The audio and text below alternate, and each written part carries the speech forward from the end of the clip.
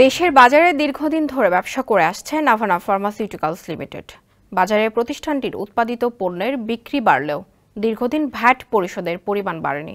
বিষয়টি নজরে আসার পর নিরীক্ষার সিদ্ধান্ত নেওয়া হয়। সেই নিরীক্ষায় কোম্পানির নানা ধরনের অনিয়মের তথ্য উঠে আসে।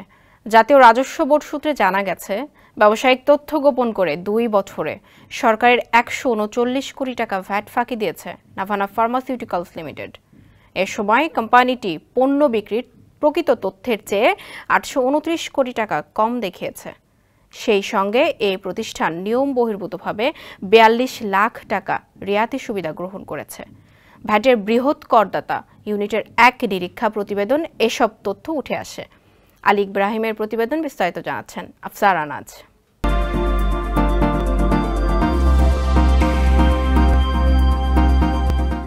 ভ্যাটের বৃহৎ করদাতা ইউনিটের নিরীক্ষা প্রতিবেদন পর্যালোচনা করে দেখা গেছে 2021-এর জুলাই থেকে 2023 সালের জুন পর্যন্ত নাভানা ফার্মাসিউটিক্যালস লিমিটেডের বিক্রির পরিমাণ ছিল 1,960 কোটি 11,81,543 টাকা। অথচ প্রতিষ্ঠানটির দাখিল করা রিটার্নে বিক্রি দেখানো হয়েছে 1,130 কোটি 92,12,379 টাকা। অর্থাৎ 2 বছরে প্রতিষ্ঠানটি বিক্রি কম দেখিয়েছে 829 কোটি 19,164 টাকা। মূলত ভ্যাট ফাঁকি দিতেই এই তথ্য গোপন করা হয়েছে বলে নিরীক্ষা প্রতিবেদনে উল্লেখ করা হয়েছে। আর বিদ্যমান নিয়ম অনুযায়ী হিসেব করলে রিটার্নে গোপন করা বিক্রি থেকে সরকার ভ্যাট পাবে 124 কোটি 37,95,374 টাকা। নাভানা ফার্মাসিউটিক্যালস লিমিটেড 2022 সালে দেশের পুঁজিবাজারে তালিকাভুক্ত হয়েছে। কোম্পানিটির পরিশোধিত মূলধন 107 কোটি 41,60,000 টাকা।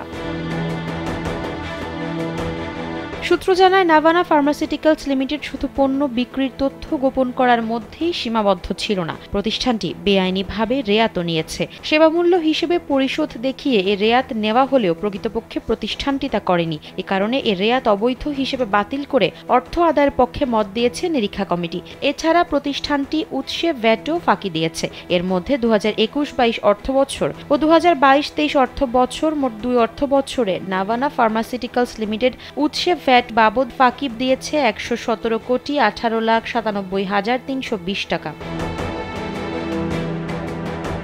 নাভানা ফার্মাসিউটিক্যালস লিমিটেডের কাছে সরকারের পাওনা এ অর্থ আদায়যোগ্য বলে মত দিয়েছে নিরীক্ষা কমিটি। সেজন্য আইনানুগ ব্যবস্থা নেওয়ার সুপারিশ করা হয়েছে। এছাড়া ভ্যাট আইনের 127-এর 1 ধারা অনুযায়ী সময়মতো ভ্যাট পরিশোধ না করার জন্য সুদ আদায়ের সুপারিশও করেছে এলটিইউ ভ্যাটের নিরীক্ষা কমিটি।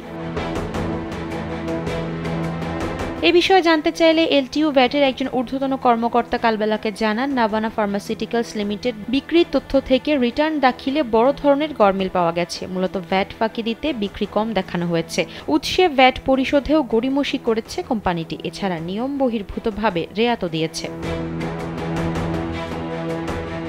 বিষয়গুলো নিয়ে এরই মধ্যে নাভানা ফার্মাসিউটিক্যালস লিমিটেডের কাছে ব্যাখ্যা চাওয়া হয়েছে বলেও এলটিইউ ভ্যাটের ওই ঊর্ধ্বতন কর্মকর্তা নিশ্চিত করেছেন। যোগাযোগ করা হলে নাভানা ফার্মাসিউটিক্যালস লিমিটেডের ব্যবস্থাপনা পরিচালক অধ্যাপক ডাক্তার জুনাইদ শফিক কালবেলাকে জানান, ভ্যাট ফাঁকির এমন কোনো ঘটনাই ঘটেনি।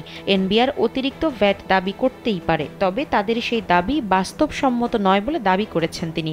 এ বিষয়ে বিস্তারিত জানার জন্য কোম্পানির প্রধান অর্থ কর্মকর্তার সঙ্গে কথা বলারও পরামর্শ দেন। পরে কোম্পানির প্রধান অর্থ কর্মকর্তা সিএফও আবু হুরায়রা কালবেলাকে জানান, তারা সঠিকভাবে ভ্যাট ট্যাক্স পরিশোধ করে ব্যবসা করছেন, কিন্তু ভ্যাট কর্মকর্তারা কোম্পানির টিএডি এর উপর ভ্যাট হিসেব করেছেন। এছাড়া রপ্তানির ক্ষেত্রেও তাদের হিসাব আমলে নেননি তারা। সব মিলিয়ে এনবিআর 60 থেকে 70 লাখ টাকার বেশি ভ্যাট পাবে না বলে দাবি করেন এই কর্মকর্তা। আফসারা নাজ, কালবেলা।